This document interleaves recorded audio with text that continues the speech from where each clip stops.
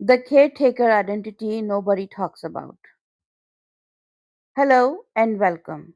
My name is Uzma and I'm from Holistic Heart Counselling. Today I want to talk about a pattern that many caring, compassionate, and successful people carrying mm, without ever recognizing it. It is called the caretaker identity. At first glance, caretakers appear admirable. They are dependable, responsible, generous, supportive. People trust them. People rely on them. People often describe them as selfless.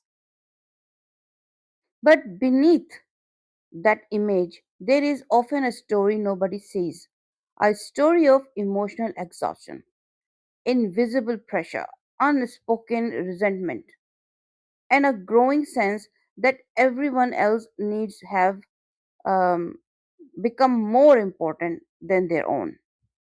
Many caretakers spend years taking care of other people, but very few stop and ask, who taught me that this was my role?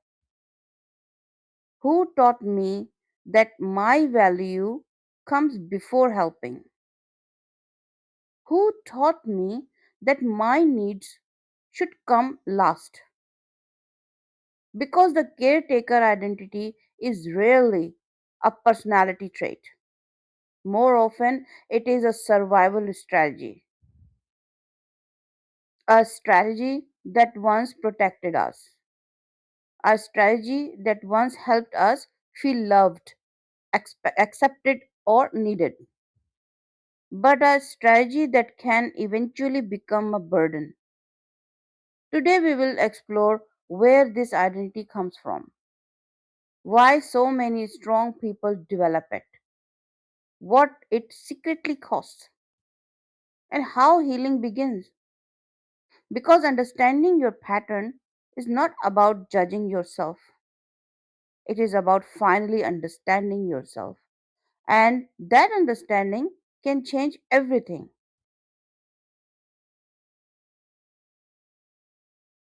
The person everyone relies on. Every family has one, every workplace has one, every friendship group has one. The person everyone calls, the person everyone depends on, the person everyone trusts. When there is a crisis, they step forward. When there is conflict, they become the peacemaker. When there is uncertainty, they become the problem solver. When there is pain, they become the comforter. People admire them, respect them, depend on them. And over time, something subtle begins to happen. Their identity becomes tied to being needed, not loved, needed, not accepted, needed, not valued for who they are, valued for what they do. This distinction matters because many caretakers are not simply helping people, they are building their identity around helping people. And that creates a hidden pressure, the pressure to always be available, the pressure to always be strong, the pressure to always have answers, the pressure to never become a burden themselves. The tragedy is that the more capable a caretaker becomes, the less likely people are to ask if they are okay. Everyone assumes they are fine. Everyone assumes they can handle it. Everyone assumes they don't need support. And so the person who supports everyone else quietly begin carrying burdens nobody notices. The world sees strength. The caretaker often feels exhaustion. The world sees generosity. The caretaker often feels depletion. The world sees capability. The caretaker often feels alone. And that is where the hidden story begins.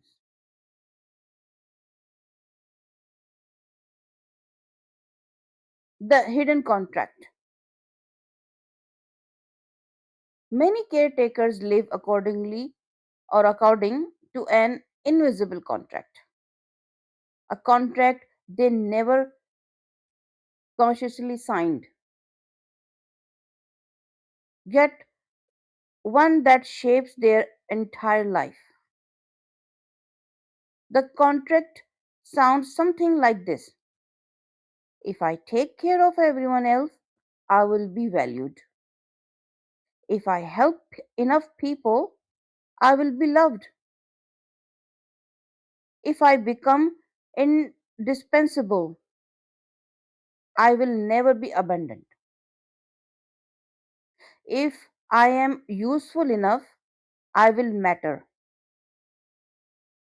Notice what is happening. Helping is no longer simply an act of kindness. Helping becomes a strategy for emotional safety, a strategy for belonging, a strategy for worthiness, a strategy for avoiding rejection. This is why many caretakers struggle to stop, because stopping does not simply mean helping less. Stopping it can feel like risking their entire identity, risking their value, risking their place in relationship, risking the role they have played for years. And yet, this hidden contract comes with a painful consequence. The caretaker becomes responsible for everyone else's well being, while nobody becomes responsible for theirs.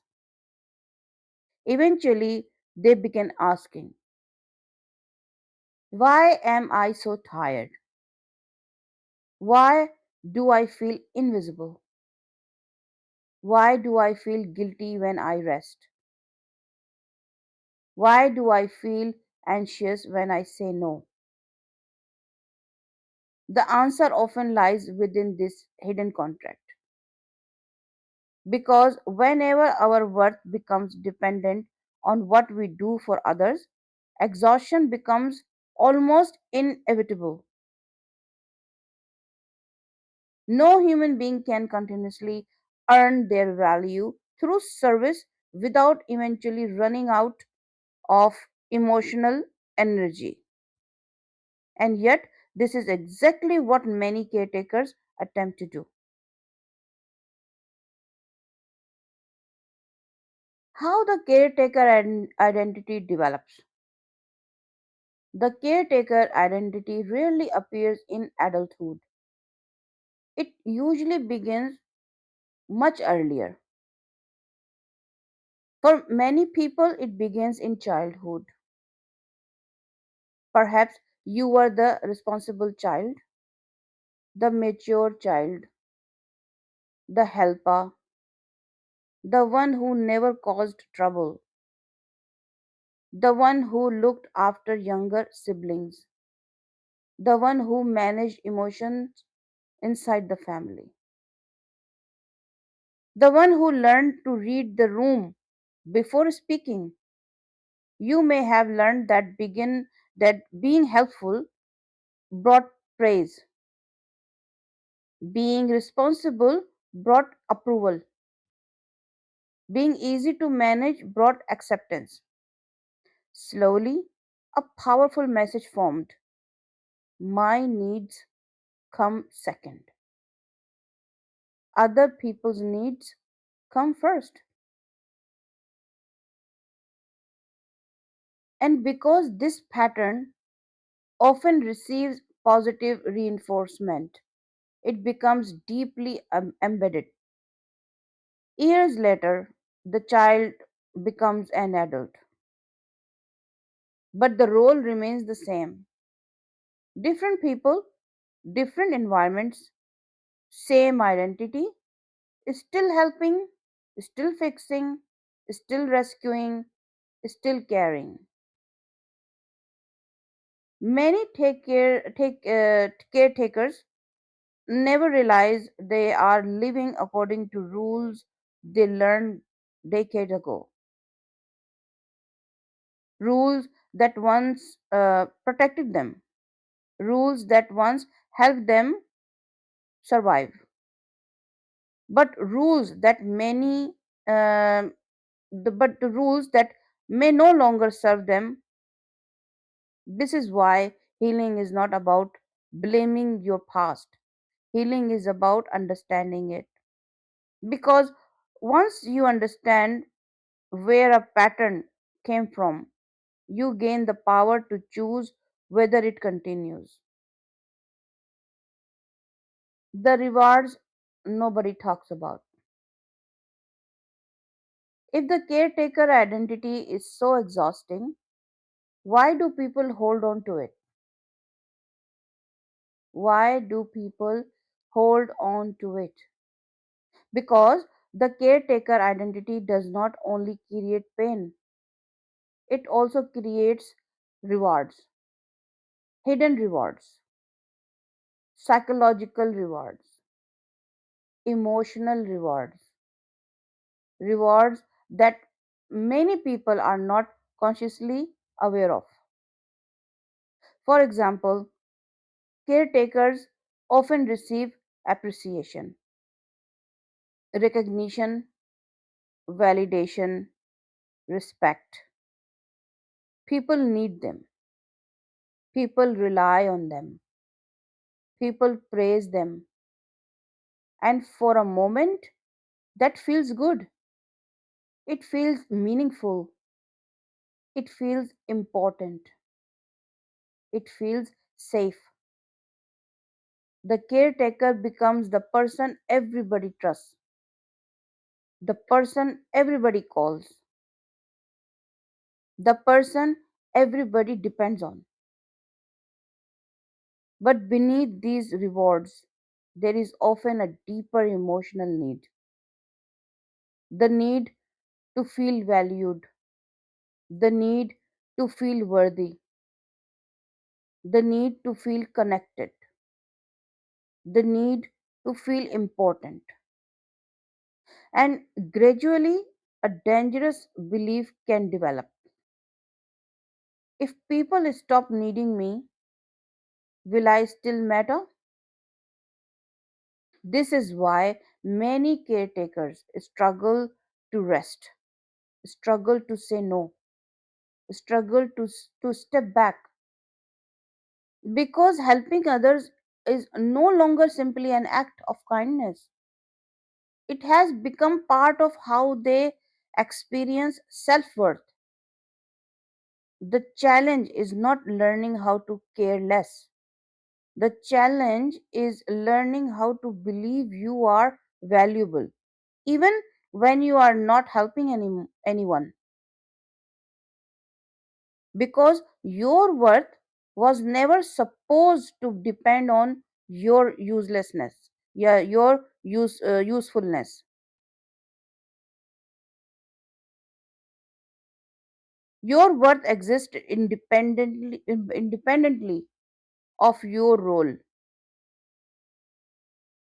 I repeat, your worth exists independently of your role,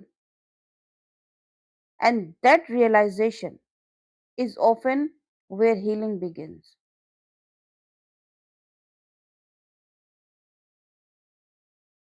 When caring becomes abandonment, there is a profound difference between caring and self abandonment. Healthy caring says, I care about you. Self abandonment says, I care about you more than I care about myself. Healthy caring includes boundaries. Healthy caring includes rest. Healthy caring includes mutual support. Self abandonment removes those boundaries. The caretaker begins ignoring their own needs, ignoring their own emotions, ignoring their own exhaustion, ignoring their own limits. And because they are so focused on helping others, they often do not notice what is happening. Years pass, responsibilities increase, stress accumulates. The caretaker becomes increasingly disconnected from themselves. One of the most dangerous signs is when a person can clearly identify everybody else's needs but cannot identify their own.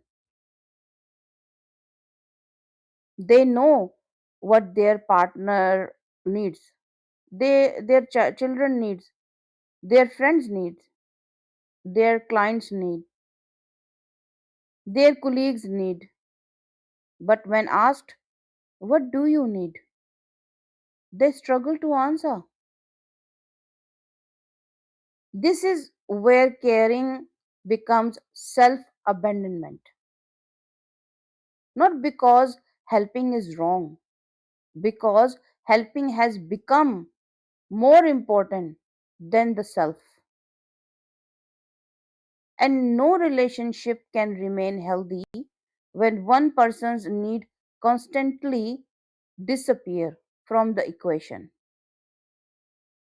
Eventually something breaks. The body, the mind, the relationship, or the spirit. Because human beings were never designed to give endlessly without receiving. The executive who could not stop helping. Let me tell you about someone I will call Sarah or David. David was a successful executive, respected, intelligent, highly capable, the person everyone depends on. His team relied on him. His family relied on him. His friends relied on him. Whenever there was a problem, David solved it. Whenever there was a crisis, David stepped in. Whenever someone struggled, David helped. From the outside, he appeared strong and successful, but privately, he was exhausted. One day, during a leadership coaching session, he was asked a simple question: what do you do for yourself? He sat quietly. Then he laughed, not because the question was funny, because he genuinely did not know the answer. For years, he had organized his life around everybody else's need.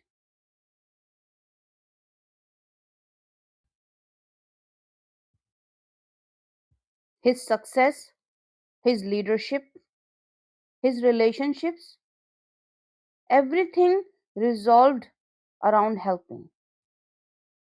And in the process, he had lost contact with himself. Later, he said something that perfectly captures the caretaker identity. I know exactly who I am when people need me. I don't know who I am when they don't. That statement changed everything because it revealed the real issue. The problem was never helping. The problem was that helping had become him because become his identity. And when an identity is built around giving, learning how to receive can feel incredibly uncomfortable. Yet that is exactly where healing begins.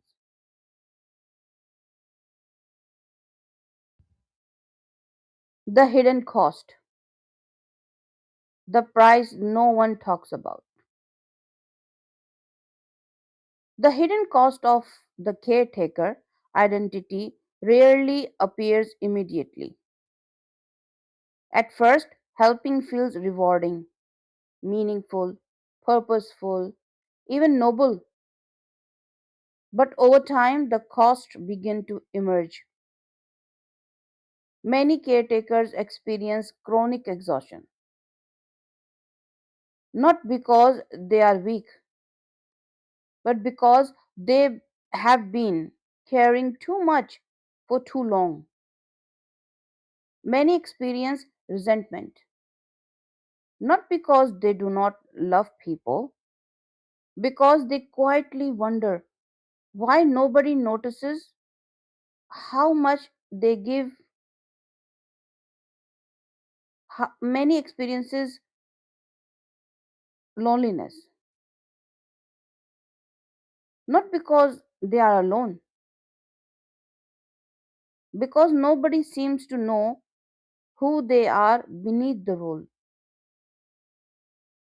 Many experience anxiety, guilt, burnout, loss of identity, and perhaps the deepest cost of all,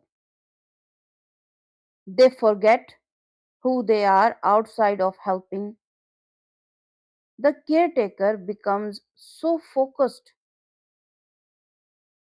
on surviving or serving, sorry, others.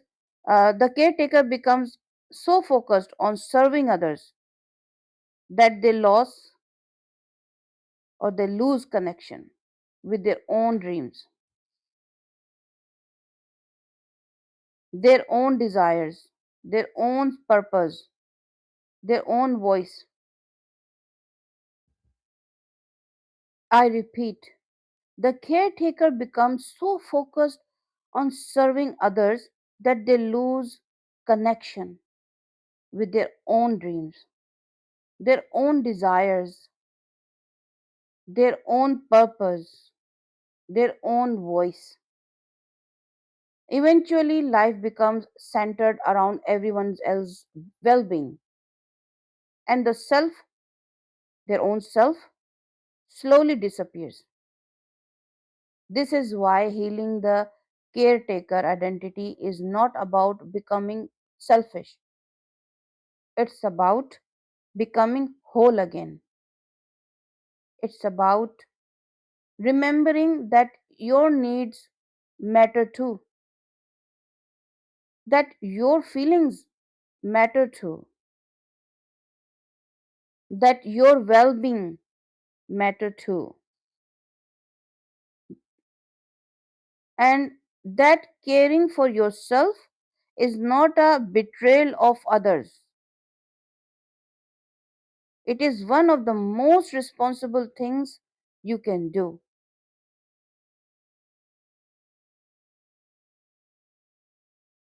The questions the question that changes everything. There is one question that has the power to change the caretaker identity forever.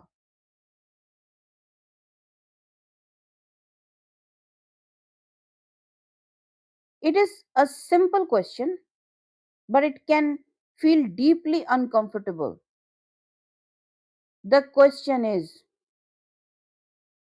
who am I if nobody needs me? I repeat, Who am I if nobody needs me?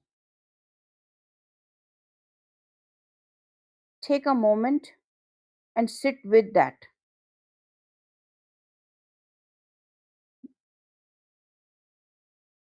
Not what do you do, not what do you provide, not who do you help,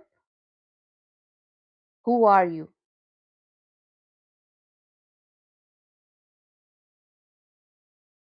Many caretakers have spent years becoming indispensable, years becoming reliable, years becoming the person everyone turns to. And while those qualities are admirable, they can also create a hidden dependency. Not just other people's dependency on you, your dependency on being needed. Because when your identity becomes connected to helping, stepping back can feel terrifying. If I stop fixing, who am I? If stop, if I stop, I repeat, if I stop fixing, who am I? If I stop rescuing, who am I? If I stop carrying everyone else's problems, who am I? For many caretakers, this is the moment they discover something important. They have spent years building a role, but very little time building in a relationship with themselves. And so healing begins with curiosity.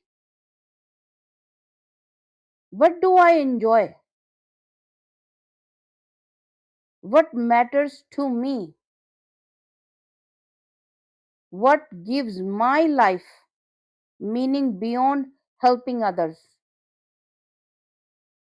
What dreams have I postponed? I repeat, what dreams have I postponed? What needs have I ignored?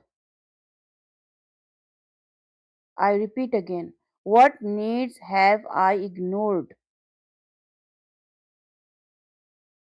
The goal is not to stop being caring. Yeah. The goal is not to stop being caring. The goal is to discover that your identity is bigger than your role. Because you were never meant to spend your entire life earning your worth through service. You were meant to live it.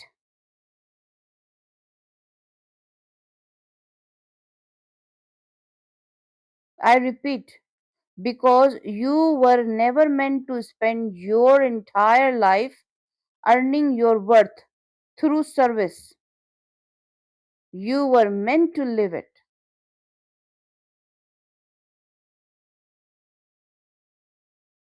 Healing the caretaker identity, healing the caretaker identity does not happen overnight.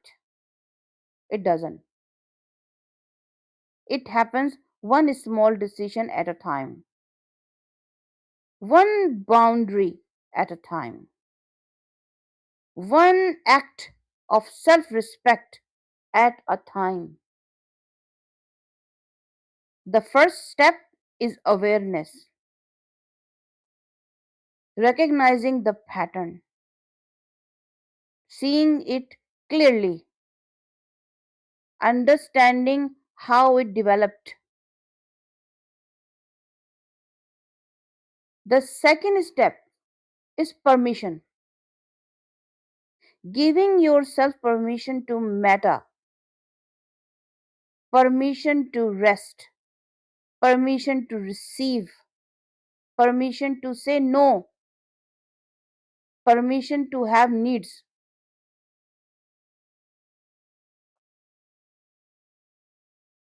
The third step. The third step is boundaries, not walls, not rejection, boundaries.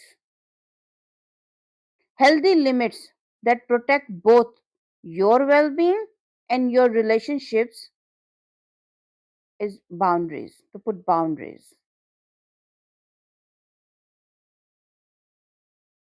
The fourth step is learning how to receive support.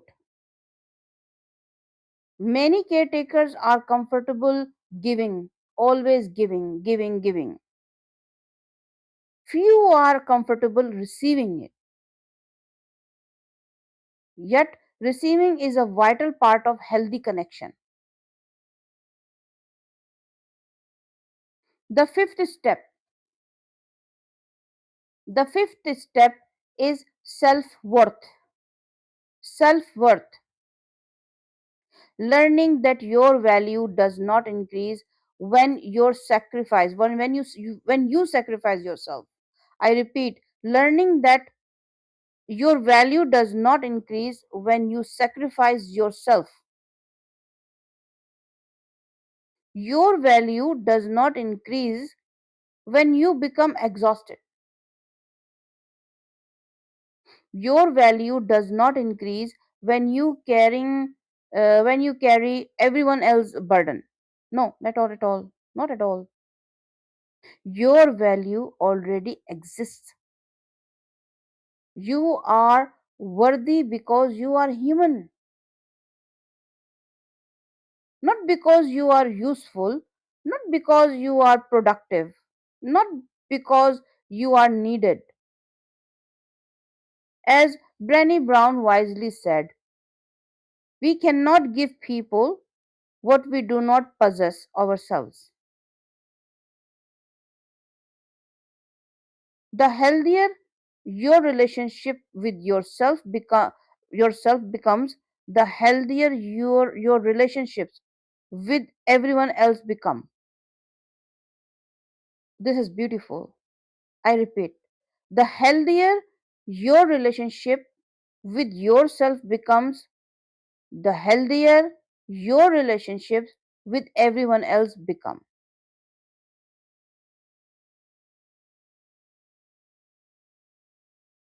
Continue your healing journey. If today's conversation resonated with you, if you have spent years being the strong one, the helper, the fixer, the caretaker, then I invite you to continue this journey with me. In my book, Why You Feel Empty Even When You Are Strong, I explore the hidden emotional burdens carried by many caring, responsible, and high functioning people. We explore emotional exhaustion, people pleasing, self worth, burnout, the fear of disappointing others, and the journey back to yourself. Because healing is not about becoming someone uh, someone new. Healing is about returning to the person you were before you learned that your value depended on helping everyone else. If you would like to explore these ideas more deeply, you will find the link in the description below. And remember, you deserve the same compassion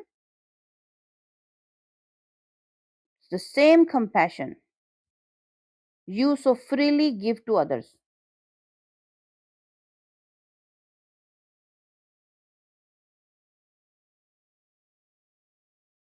Watch next my next video, why high achievers feel empty. Thank you for joining me today. If this conversation resonated with you, if you have spent years being the person everyone depends on, the helper, the supporter, the problem solver, the reliable one, you may have noticed something surprising. Even when you are successful, even when people admire you, even when you achieve your goals, something can still feel missing. Something can still feel empty.